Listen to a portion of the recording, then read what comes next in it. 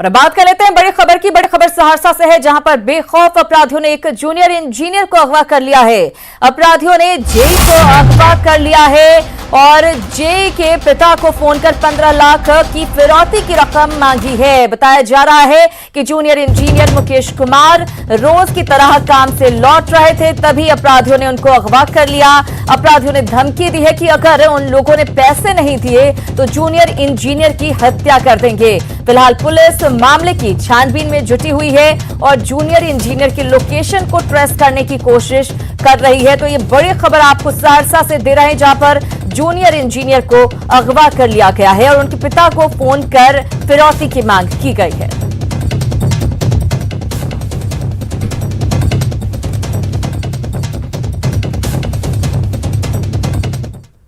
इधर कोरोना काल में सरकारी स्कूलों का क्रेज बढ़ रहा है। सरकारी स्कूलों में छात्रों की संख्या लगातार बढ़ रही है। इनमें कई ऐसे बच्चे हैं जो प्राइवेट स्कूल छोड़कर आए हैं। पटना के सरकारी स्कूलों में इस साल 4,44,000 छात्रों ने दाखिला लिया है। कोरोना काल में जहां निजी स्कूलों का क्रेज कम होता हुआ नजर आ रहा है, वहीं सरकारी स्कूलों का क्रेज एक बार फिर से बढ़ता हुआ नजर आ रहा है। पटना के शेखपुरा मध्य विद्यालय में हम पहुंचे हैं, जहां पर आंकड़े बताने के लिए काफी हैं कि अब बच्चे सरकारी स्कूल में पढ़ना चाहते हैं। देख सकते हैं ये ब्लैक बोर्ड है और यहाँ पर जो नए नामांकित बच्चे हैं उनकी सूची यहाँ पर डाली गई है। यानी क्लास 1 से लेकर 5 तक के जो बच्चे हैं, कुल 58 उनका नामांकन हुआ है, जबकि क्लास 6 से क्लास 8 तक नए बच्चे 57 यहाँ पर नामांकन लिए हैं। यानी इस स्कूल में मार्च से लेकर नवंबर माह तक 115 नए बच्चे नामांकन लिए हैं। स्कूल एडमिनिस्ट्रेशन को अब नए नामांकन पर रोक लगाने पर मजबूर होना पड़ा है, क्योंकि जो कैपेसिटी है उसके मुताबिक बच्चे ज्यादा आ गए हैं। स्कूल के एचएम से पूछते हैं कितनी खुशी हो रही है। नहीं, हम लोगों को भी खुशी है कि समाज के हर वर्ग के लोग के बच्चे अब जुड़ रहे हैं। पहले ये था कि गरीब के बच्चे ही सरकारी स्कूल में पढ़ते हैं, लेकिन लॉकडाउन होने के बाद बिजनेसमैन जो थे, नौकरी पेशा कम आय वाले थे, एडवोकेट पटना हाईकोर्ट के, वो सारे बच्चे को अपना एडमिशन सरकारी स्कूल में करा रहे हैं। यहाँ तक कि दूर दूर से भी शगुना मोड़, गोला रोड से आके ऑटो से यहाँ बच्चे आने के लिए तैयार क्या मानना है, एडमिशन अचानक क्यों बढ़ा? अचानक कोरोना काल में लोगों की इनकम घटा और प्राइवेट स्कूल में पढ़ाने का एफर्ट्स नहीं कर पाए, तो सरकारी की स्कूल के मुखातिब हुए हैं वो, और एडमिशन काफ़ी बढ़ गया। हमको रोकना पड़ा, इनटेक कैपेसिटी क्लासरूम का कम है, इसलिए बच्चे ज़्यादा। चलिए, क्या नाम हुआ आपका? मेरा नाम मनोज कुमार है जी। क्या कहेंगे, ये जो क्रेज अचानक बढ़ा है, कितने गौरवान्वित हो रहे हैं? बहुत गौरवान्वित हम लोग हो रहे हैं, कारण कि यहाँ बच्चे बढ़ गए हैं और पहले से भी यहाँ के शिक्षण व्यवस्था बढ़िया था, पढ़ाई होती थी, आज भी पढ़ाई होती है, तो इसलिए बच्चे बढ़े हैं। जो अच्छा रोजगार वाले लोग हैं जिनकी आमदनी कम गई है, वे सरकारी स्कूल के फीस जमा करने में सक्षम नहीं है, वे सरकारी या निजी स्कूल के फीस जमा करने में सक्षम नहीं है, निजी स्कूल छोड़ रहे हैं, छोड़ करके सरकारी स्कूल में आ रहे हैं और हम लोग बहुत गौरवान्वित हो रहे हैं। क्या नाम हुआ आपका? उपेंद्र शर्मा। बिल्कुल गौरवान्वित होने का ये पल भी है। मैडम, कितनी खुशी हो रही है, क्योंकि आप लोग यहाँ देखती होंगी बच्चे यहाँ नामांकन लेना नहीं चाहते थे, अचानक देखा जा रहा है।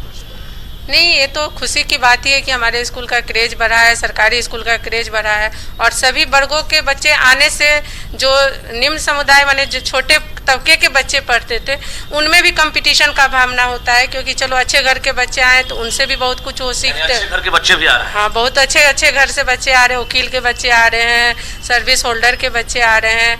हम लोग को जगह नहीं है, स्ट्रेंथ की कमी के कारण एडमिशन भी नहीं लेना। आपका? कुमारी आराधना। तो ये शिक्षक हैं जो गौरवान्वित महसूस कर रहे हैं, क्योंकि सरकारी स्कूलों में बच्चे नामांकन लेना नहीं चाहते थे, खासकर जो मध्यम वर्गीय बच्चे थे, लेकिन अचानक कोरोना काल में अब निजी स्कूल से बच्चे तौबा करने लगे हैं और सरकारी स्कूल में अब नामांकन कराने के लिए पहुंच रहे हैं। जाहिर है सरकारी स्कूलों में व्यवस्था जो भी हो, लेकिन स्कूलों का क्रेज फिर से बढ़ने लगा है। कैमरामैन मनीष जुनिया के साथ रजनीश कुमार, न्यूज 18 पटना। इधर सीतामढ़ी के रीगा चीनी मिल के नए सत्र के शुरू होने को लेकर किसानों में संशय की स्थिति बनी हुई है। किसानों की 80 करोड़ की राशि चीनी मिल प्रबंधन पर बकाया है। अगर ऐसे ही हालात बने रहे तो गन्ना किसानों के सामने भुखमरी की स्थिति पैदा हो जाएगी।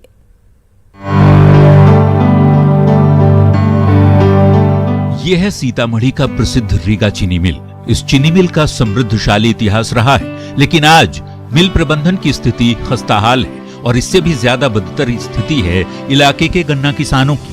पिछले 5 सालों से चीनी मिल आर्थिक बदहाली का सामना कर रहा है। चीनी मिल के ऊपर किसानों का तकरीबन 80 करोड़ रुपए लंबे समय से बकाया है। आर्थिक बदहाली का हवाला देकर 600 कर्मियों को भी मिल प्रबंधन बाहर का रास्ता दिखा चुका है। ऐसे में मिल से जुड़े करीब 50,000 किसान प्रभावित हुए हैं। लेकिन इधर 5 सालों से लगातार रीगा चीनी मिल की वित्तीय हालत चरमराती चली जा रही है। इस किसान का समय पर भुगतान नहीं हो पा रहा है, जिसके कारण उत्पादन भी घटता चला जा रहा है। गन्ने की रुपाई नहीं हो पा रही है। आलम यह है कि तकरीबन 100 करोड़ का गन्ना खेत में यूं पड़ा है और किसान चीनी मिल में पेराई शुरू होने का इंतजार कर रहे हैं, लेकिन आर्थिक बदहाली के चलते न तो मिल ही शुरू हो पा रहा है और न ही किसानों को उनका बकाया ही मिल पा रहा है। ऐसे में सैकड़ों परिवार के सामने भूखमरी की नौबत है। वहीं मिल प्रबंधन सरकार से बेल आउट पैकेज की गुहार लगा रहा है। परेशानी गन्ना खेत में लगा हुआ है। पहले था नवंबर से मिल चालू हो जाता था, अभी तक कोई गारंटी नहीं कब चालू होगा या बंद रहेगा। 6 महीना पहले ही से सारा वर्कर को साइड कर दिया मिल। वैसे सीतामढ़ी के किसानों के रोजी रोजगार का एकमात्र सहारा इस चीनी मिल को आर्थिक बदहाली की नजर लग चुकी है। जरूरत है आर्थिक बदहाली खत्म कर सरकार इस मिल में नई जान फूंकने की कवायद करे।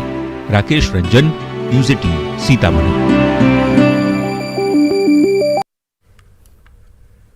और आइए अब आपको मां हथनी की ममता से रूबरू करवाते हैं। बात असम की है, जहां एक हथनी और उसका बच्चा पानी से भरे गड्ढे में फंस गए और जिंदगी के लिए जद्दोजहद करने लगे। मां को अपने बच्चे की चिंता सता रही थी। फिर क्या हुआ वहां, आप खुद देख लीजिए।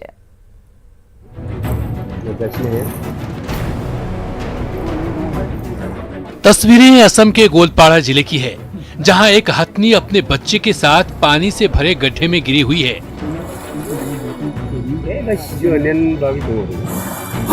और अपने बच्चे को बचाने की जद्दोजहद में जुटी है। देखिए कैसे ये हथनी पानी से भरे गड्ढे से बार बार निकलने की कोशिशें कर रही है और अपने सूंड से किनारे को टटोल रही है।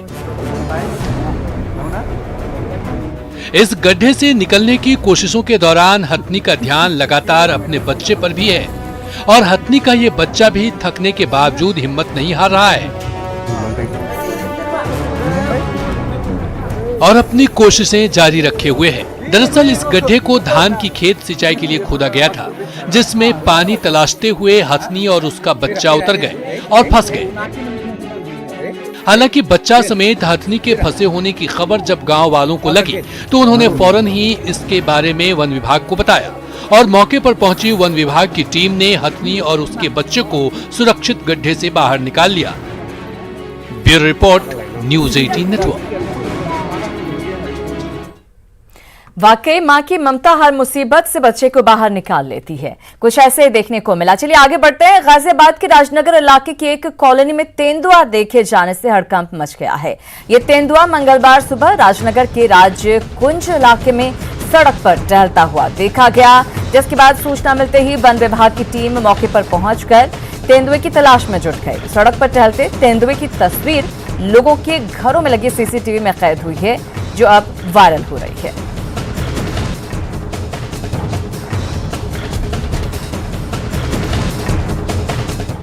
और इसी के साथ इस बुलेटिन में फिलहाल इतना ही, लेकिन न्यूज़ 18 बिहार झारखंड पर खबरों का सिलसिला लगातार जारी है।